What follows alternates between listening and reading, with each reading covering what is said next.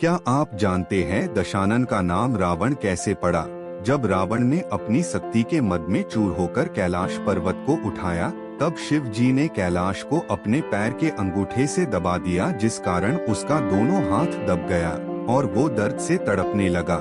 दर्द में तड़पते हुए भी रावण शिव जी के सामने तांडव करने लगा, जिससे भगवान शिव प्रसन्न होकर दशानन के हाथों को पर्वत से निकाल दिए और उसे पीड़ा से मुक्त किया। उसके रुदन के कारण भगवान शिव ने उसका नाम रावण रख दिया, जिसका अर्थ होता है तेज आवाज में दहाड़ना।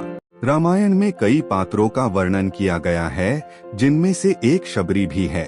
शबरी के जूठे बेर के बिना रामायण बिल्कुल अधूरी है। शबरी की भक्ति को पूरा करने के लिए ही भगवान राम ने उनके जूठे बेर खाए थे। क्या आप जानते हैं कौन है पंचदेव और इनके नाम क्या हैं? इनके नाम है सूर्य देव, भगवान गणेश, शिव जी, भगवान विष्णु और आदिशक्ति माँ दुर्गा को पंचदेव माना गया है। हर शुभ कार्य में इनके पूजन का विधान है। सूर्य देव के पश्चात सबसे पहले भगवान गणेश, तत्पश्चात शिव जी, माँ दुर्गा और विष्णु जी का पूजन किया जाता है। इन्हें ही पंचदेव कहा जाता है। सागर मंथन के समय माँ पार्वती यह देख समझ गयीं कि भगवान शंकर के लिए विष घातक साबित हो सकता है, इसलिए उन्होंने अपने हाथों से भगवान शंकर का गला पकड़ लिया और विष गले में ही रोक दिया। विष के कारण भगवान शिव का गला नीला हो गया और इसलिए उन्हें नीलकंठ कहा जाने लगा। क्या आपको पता है गणेश भगवान को किस हाथी का सिर लगाया गया था? महिषासुर के पुत्र गजासुर का सिर विनायक को लगाया गया।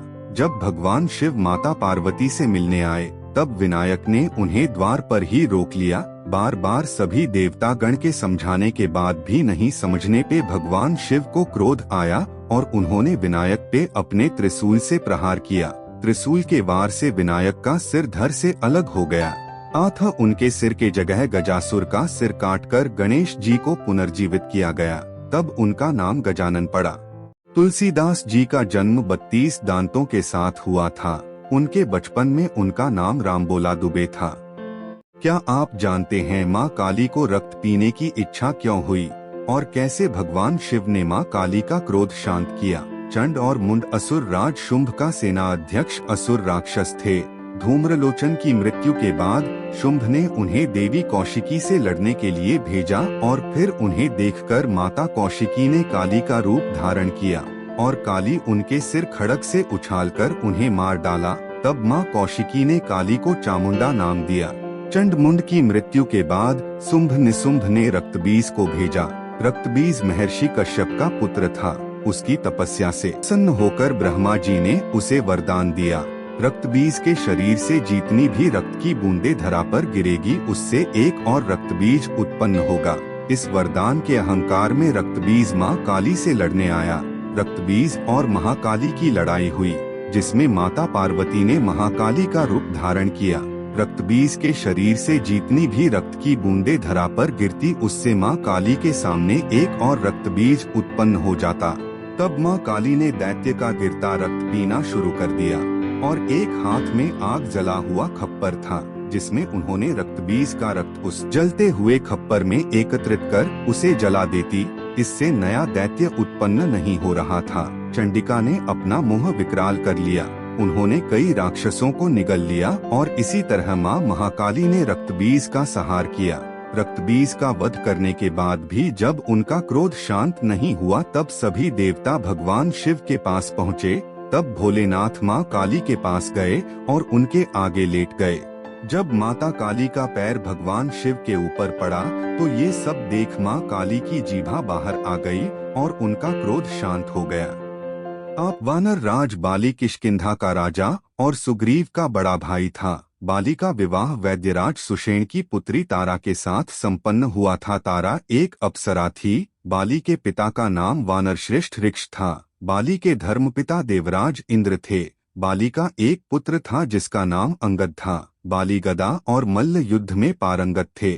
उसमें उड़ने की शक्ति भी थी। धरती पर उसे सबसे शक्तिशाली माना जाता था। बाली में इतना बल था कि समुद्र मंथन के समय अकेले ही उसने मदरांचल पर्वत को घुमा दिया था। एक बार वो रावण की चुनौती पे रावण को अपनी कांख में दबाए 6 मास तक घूमता रहा और रावण का घमंड चूर कर दिया। लेकिन उसमें साम्राज्य विस्तार की भावना नहीं थी। वह भगवान सूर्य का उपासक और धर्मपरायण था। बाली को ब्रह्मा जी से वरदान प्राप्त था कि जो भी शत्रु बाली के सामने आएगा उसका आधा बल बाली में आ जाएगा।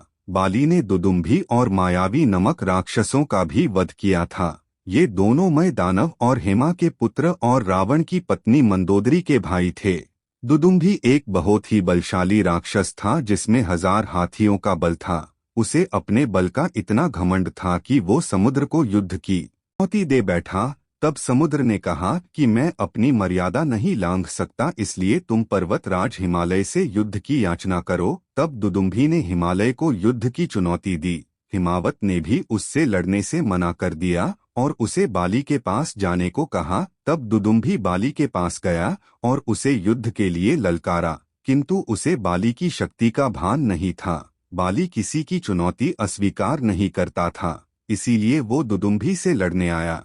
तब दुदुम्भी ने एक महिष का रूप लेकर बाली पर आक्रमण किया, पर बाली के बल के सामने वो टिक न सका। बाली ने शीघ्र ही उसका वध कर दिया और उसके शव को इतनी शक्ति से फेंका कि वो 1 योजन दूर ऋष्यमुख पर्वत पर जा गिरा। उसके शव से निकला रक्त मतंग मुनि के आश्रम में गिरा, जिससे क्रोधित होकर उन्होंने बाली को श्राप दिया कि अगर वो ऋष्यमुख पर्वत पर आया तो उसकी मृत्यु हो जाएगी। जब मायावी ने अपने छोटे भाई की मृत्यु का समाचार सुना तो वो भी बाली से लड़ने आया। वो माया युद्ध में निपुण था, इसीलिए उसने सोचा कि माया से वो बाली को मार डालेगा।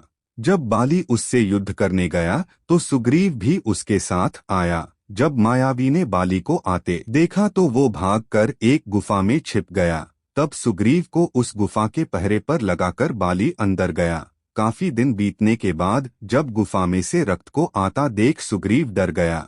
उसे लगा कि राक्षस ने बाली को मार दिया और गुफा का मुख एक भारी शिला से बंद कर दिया। सुग्रीव ने वापस आकर सभी को बाली की मृत्यु का समाचार दिया। सुग्रीव किष्किंधा का राजकुमार था, इसलिए बाली की मृत्यु के पश्चात उसे किष्किंधा का राजा बनाया गया। अब वह किष्किंधा का राजभार संभालने लगा था, किंतु वहां बाली नहीं उस मायावी राक्षस की मृत्यु हुई थी। बाली जब उस राक्षस को मारकर गुफा के द्वार पर आया तो द्वार बंद देखकर क्रोधित हो गया। उसने अपनी शक्ति से गुफा का द्वार खोल दिया। वह किष्किंधा के राजमहल पहुंचा। सुग्रीव को राजगद्दी पे बैठा देख बाली का गुस्सा और भी प्रबल हो गया। उसे लगा कि उसके भाई ने सब जानते हुए भी यह षड्यंत्र रचा और उसे गुफा के अंदर बंद कर दिया। उसने भरी सभा में सुग्रीव पर यह लांछन लगाया। सुग्रीव ने उनके चरणों में गिरकर क्षमा याचना की, लेकिन बाली ने सभी के सामने उसे दुत्कार दिया। वह उसे बुरी तरह मारने लगा।